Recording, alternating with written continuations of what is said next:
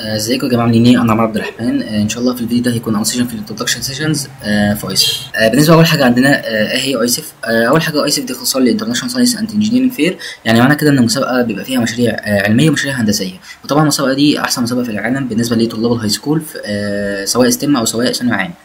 المسابقه دي فيها 21 اوفيشال كاتيجوري، معنى كده ان انت تقدر انك تعمل افكار كتير جدا في كاتيجوريز متنوعه برضه.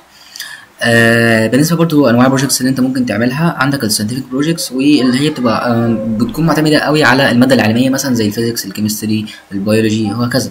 وعندك برضو الانجينيرنج بروجكتس، برضو دي تبقى مشاريع بتكون معتمده اكتر على البروتايب، يعني اللي هو الهندسه نفسها. تمام. بعد كده عندنا بقى ايه المراحل بتاعه المسابقه. عندنا المرحله التمهيديه والمحليه والجمهوري الاونلاين والاوفلاين والمرحله العالميه. بالنسبه للمرحله التمهيديه هي بتبقى غالبا بس لمدارس الستيم نفسها، لان هو ايه، انت مثلا 50 مشروع اتأهل من نفس المدرسه، فطبعا لازم يصفوا ما بينهم. تمام. بعد كده المرحله اللي هي المحليه. المرحله المحليه بقى بيبتدي ثانوي عام ان هم يشتركوا معاكم بقى ايه في المعرض ده، لان ثانوي عام مش غالبا مش بيبقى ليهم يعني معرض تمهيدي، فهم بيخشوا معاكم بيشتركوا معاكم في ايه، في معرض المحافظه. معرض المحافظه ده بيبقى معرض رخم جدا وصعب جدا، يعني انا متذكر احنا كان عندنا 120 مشروع متاهل في معرض المحافظه، قصدي 120 مشروع في المعرض نفسه، يعني مش اتاهل، لا هو 120 مشروع في المعرض، واتاهل منهم 22 او 21 حاجه زي كده، 21 فهو بيبقى معرض صعب جدا يعني. بالنسبه بقى للجمهوري الاونلاين، انت بعد ما تتاهل من المحلي بتطلع جمهوري اونلاين. في بقى محافظات انت بتتاهل من المحلي تروح على الجمهوري اوفلاين على طول. تمام. يعني فيها في كذا وفي كده وفي كده، بس الشرقيه بتتاهل على الاونلاين، يعني بيصفي ما بينهم وبعد كده ايه تروح للاوفلاين. بالنسبه للاوفلاين بيبقى في معرضين، بيبقى في معرض القاهره ومعرض اسكندريه. معرض اسكندريه بيبقى اسمه باسف. تمام. برضو معلومه زياده، معرض القاهره بيأهل 9 عالمي ومعرض اسكندريه بيأهل 5 عالمي. بعد كده بقى ايه اخر مرحله خالص اللي هي المرحله العالميه الجلوبال ستيج. بالنسبه للايجابيليتي انفورميشن، طبعا انت لما تيجي تقدم انت يعني لازم انك تكون سواء في اعدادي او ريكومندد ان انت تكون في الثانوي عام، او قصدي ثانوي يعني لو مرحله ثانويه. عادي في ناس اعدادي بتقدم، واحنا اصلا كان في معرض الاوفلاين كان في طالب في تاني اعدادي كان عادي بيتأهل. تمام.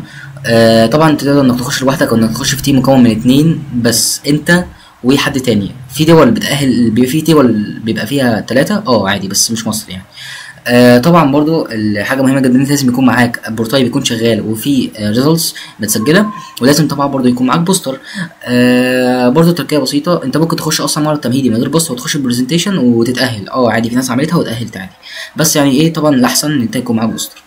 برضو في حاجه برضو كنت نسيت اقول عليها بخصوص الكاتيجوريز والافكار القديمه. انت دلوقتي انت لو دخلت مثلا على كروم وكتبت ايسف بروجكت وورد ودخلت هنا على اللينك ده، هتخش هنا على موقع ايسف، هتخش بقى ايه على مشاريع اتعملت السنه دي. تمام. انا مثلا لو دخلت هنا على كاتيجوريز هيجيب لي بقى ايه كل الكاتيجوريز وكل الافكار بتاعتها ومشروع. مثلا دخلنا هنا بايوميديكال انجينيرنج، هيجيب بقى ايه المشاريع اللي اتعملت السنه دي في البايوميديكال انجينيرنج وكده. تمام.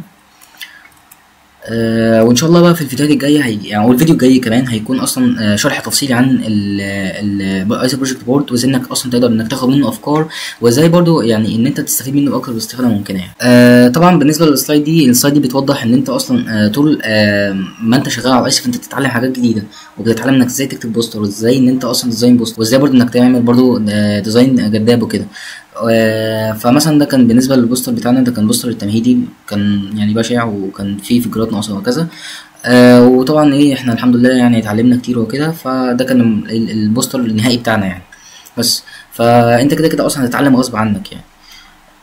بالنسبه بقى ايه للاهميه بتاعت مسابقه ايسف، انت تتعلم ايه؟ انت تتعلم الميثودولوجي بتاعت الريسيرش، انك ازاي تعمل بحث علمي وهكذا، وبرضه انت تتعلم انك ازاي تكتب بوستر كويس جدا، وريسيرش بلان ولوكوت شارت. والكوت شارت ده انت تكتبه ان شاء الله ايه لما تيجي تتاهل عالميا، يعني ان انت بتعمل زي بوستر صغير مكون 4 اجزاء، يعني قدام ان شاء الله نشرحها يعني.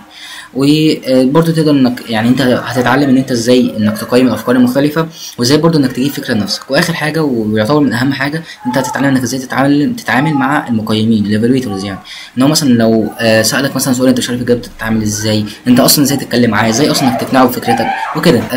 وبس يعني ده كان الفيديو بتاعنا، ودي كانت اول حلقه من الانترودكشن سيشنز، وان شاء الله الحلقه الجايه هتكون يعني انك ازاي تتعامل مع بروجكت بورد، وازاي برضه انك تطلع افكار وهكذا. والحلقه دي هتكون طويله شويه يعني عن دي، هم بس اول كام حلقه كده اللي بيبقوا قصيرين يعني. وبس كده، سلام.